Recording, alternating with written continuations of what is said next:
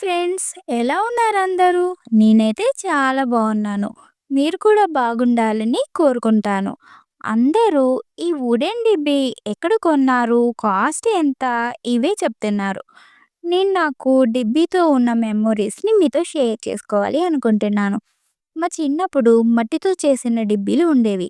Apple shape, Sitaphal షేప్‌లో ఉండేవి. మా నాన్న డైలీ అందులో 5 ఆర్ఎస్ కాయిన్స్ వేసేవాడు. అప్పుడు అర్థమయ్యేది కాదు. ఎందుకు వేస్తున్నాడు నాన్న డైలీ అనుకునేదాన్ని. మనకు అప్పుడు డబ్బులిస్తే ఏదో ఒక పిచ్చి తిండి కొనుక్కొని తినడమే తెలుసు. మా నాన్న 10,000 దాకా మనీ కలెక్ట్ చేశారు.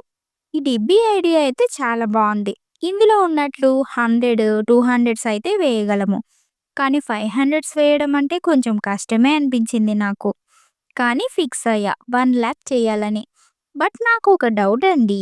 మోదీ గారు మళ్ళీ 500, 100 నోట్స్ మార్చేస్తే, బ్యాన్ చేస్తే అప్పుడు మనం కలెక్ట్ చేసిన మనీ ఏమైపోద్ది అని.